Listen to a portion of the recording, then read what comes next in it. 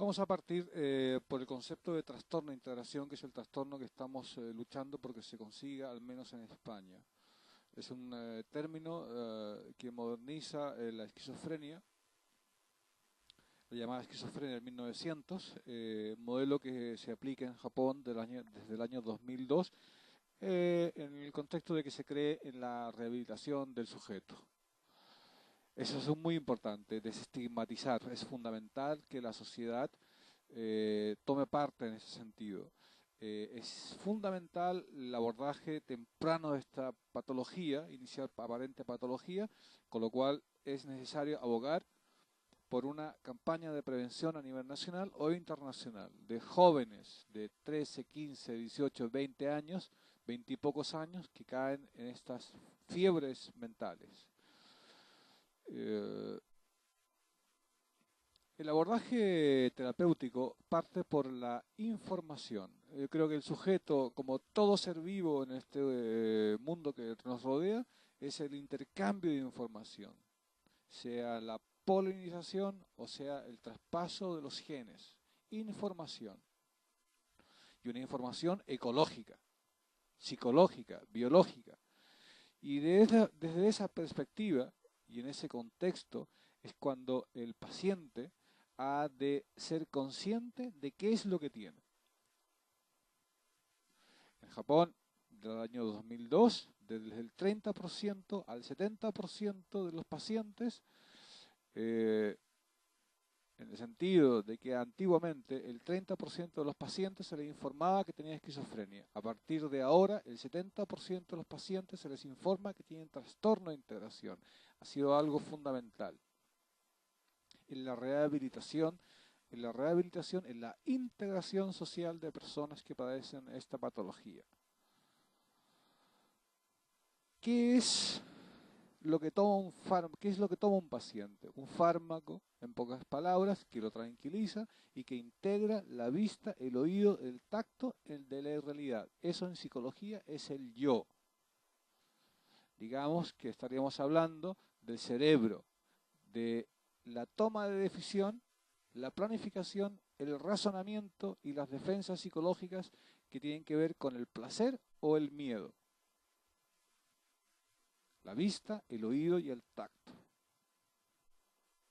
Sensaciones corpóreas, sensaciones auditivas y sensaciones visuales. Una ceguera del inconsciente que requiere ser animado con información. Me da miedo mirar, tengo que interpretar la realidad, tengo que interpretar lo que veo, tengo pérdida de información en el símbolo, significante, significado, Lacan. El ello, carga instintual, hedonista, que se comporta como un niño infantil que solo se recrea en el placer, que es inconsciente, o el cerebro reptiliano, que es como una lagartija encargada de la supervivencia. Sí, no, es muy neurótico. Y la carga moral, que es semi-inconsciente, que podrían ser los memes culturales. Entonces, en este contexto es como se debe tratar al paciente, pero poco a poco. No se ha de hacer un psicoanálisis reconstruyendo lo que le pasó, las causas, lo que ha sufrido, lo que ha sentido, sino en el ahora, en el mañana y en el futuro. Reconstruir un nuevo sujeto, como si fuese usted un preceptor, como si fuese usted Erasmo de Rotterdam, como si fuese usted Nicolás de Maquiavelo, como si fuese Aristóteles. Y el paciente es Alejandro Magno. Es una responsabilidad muy grande. Es importante y es lamentable, salvo excepciones que conocemos, de psicólogos que no se contactan en forma virtual y que tienen su consulta abierta a las 24 horas del día. Se debe de cobrar por esto. Una atención integral, sobre todo en los primeros meses. El acompañamiento no son 6 meses como es una terapia cognitiva, sino es una terapia más larga, un año, año y medio, 2 años, aunque esté aparentemente recuperado. Refuerzo, refuerzo. Hay que evitar el deterioro cognitivo con actividades, actividades cerebrales, Windows Movie Maker, creando actividades educativas, re- atacando conceptos como crisis de pánicos. Si no veo, si no escucho, si no siento, me siento como un clon.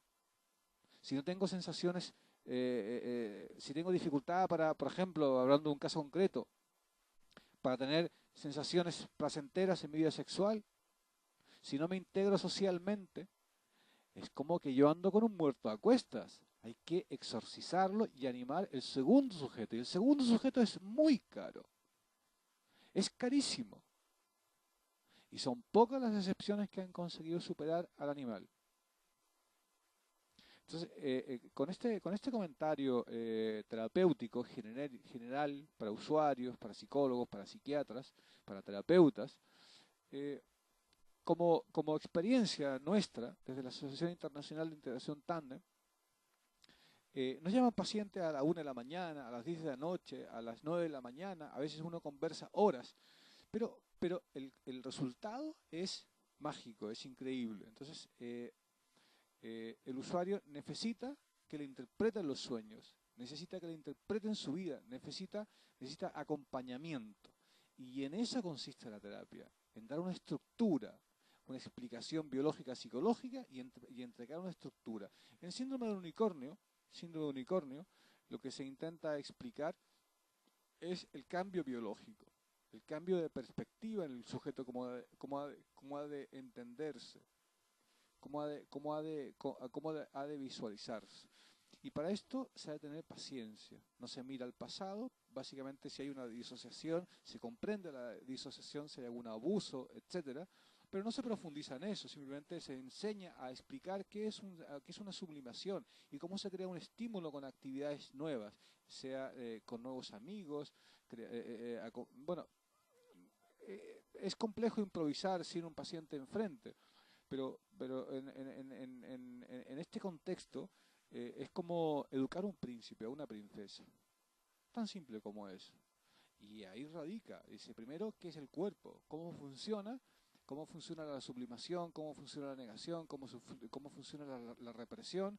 ¿Qué es el ello? ¿Qué es la vista? ¿Qué es el oído? ¿Qué es el tacto? ¿Qué es el pánico? ¿Cómo se interpreta las sensaciones? ¿Qué es la empatía?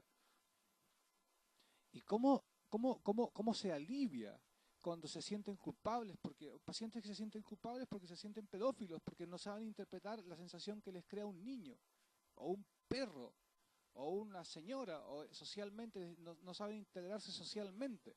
Hay pérdida de información y eso les crea pánico, miedo, se sienten culpables y eso es irreal. Eso es porque nadie se le ha dicho que hay pérdida de información, hay que integrarlo, informar y a partir de ahí, poco a poco, sin prisas, pero sin pausas, poco a poco ir tratando al paciente, dándole nueva estructura.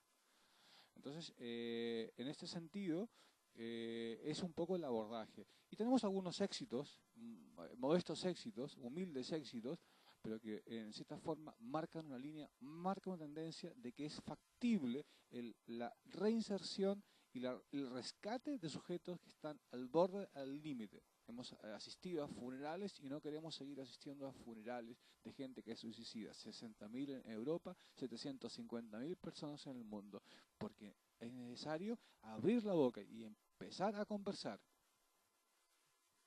Por lo demás, les dejo un cariñoso saludo, un abrazo fraternal para todos y para todas. Desde España, desde la Costa del Sol, desde la Asociación Internacional de Integración Tandem, el terapeuta Miguel.